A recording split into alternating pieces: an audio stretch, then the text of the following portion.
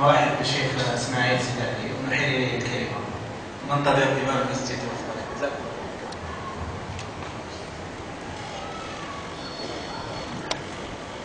الحمد لله رب العالمين، والصلاة والسلام على أشرف الأنبياء والمرسلين، وأشهد أن لا إله إلا الله وحده لا شريك له، وأشهد أن محمدا عبده ورسوله.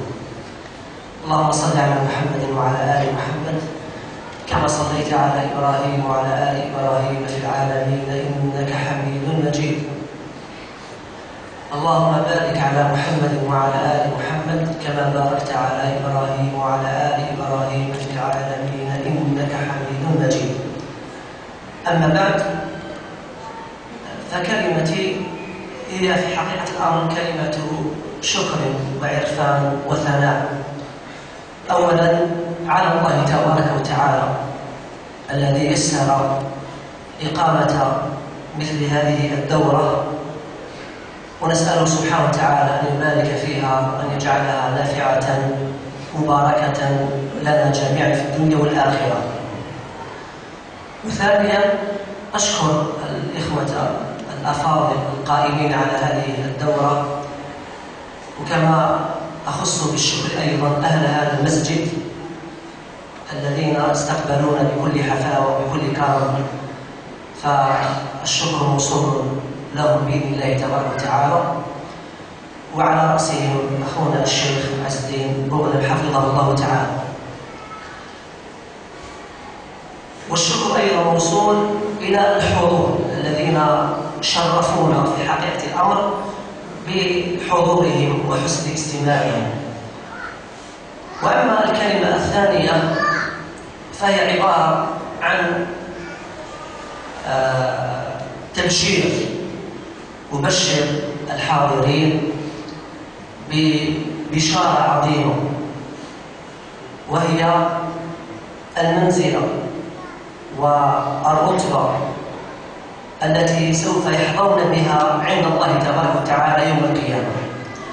وأنا في طريقي إلى هذا المسجد المبارك مررت على هذا السوق، تعلمونه جميعا، وجدت لغطا ورفع صوت إلى غير ذلك مما هو معلوم لديهم جميعا.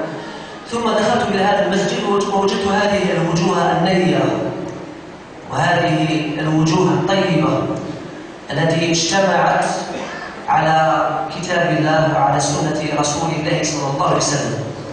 فقلت في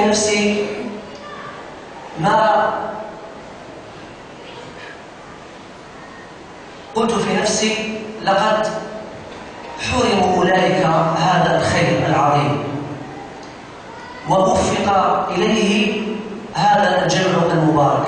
وتذكرت أثرا عن أبي هريرة رضي الله تعالى عنه رواه الطبراني بإسناد حسن، أنه بعدما توفي النبي عليه الصلاة والسلام خرج إلى السوق ووجد الناس يبيعون ويشترون ويتاجرون، ثم نادى فيهم بأعلى صوته: أيها الناس، أنتم تبيعون وتشترون وتتاجرون، وميراث رسول الله صلى الله عليه وسلم يقسم في المسجد، وميراث رسول الله صلى الله عليه وسلم يقسم في المسجد، وأنتم عنه غافلون.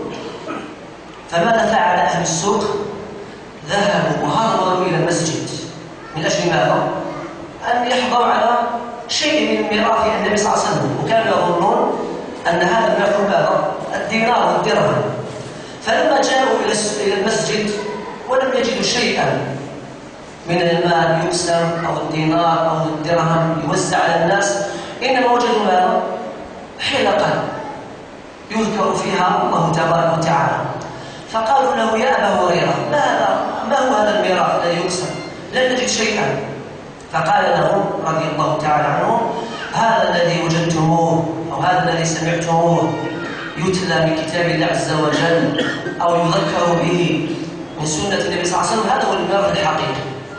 ففي حقيقة الأمر الحضور الذين اجتمعوا على مثل هذه الدورة في طيلة الأسبوع وفي هذا اليوم المبارك، حقيقة الأمر لهم هذه البشارة العظيمة أنهم ميراث النبي عليه الصلاة والسلام، والميراث الذي تركه وخلفه رسولنا محمد صلى الله عليه وسلم هو ماذا؟ هو العلم، فمن أخذه فقد أخذ بحظ وافر. فأسأل الله تبارك وتعالى لا يحرمنا هذا الميراث وهذا العلم مع توفيقه لنا جميعا إلى العمل به. فالمقصود بالعلم هو العمل، ثمرة العلم هو العمل والدعوة إليه. فأسأل الله عز وجل بأسمائه الحسنى وصفاته العليا أن يوفقنا لما يحبه ويرضاه. والسلام عليكم ورحمة الله وبركاته. أشكر الشيخ اسماعيل على كلمته. أدعو إمام المسجد شيخنا الزين حفظه الله أن يتقدم مأجورا مشكورا. تفضل يا شيخ.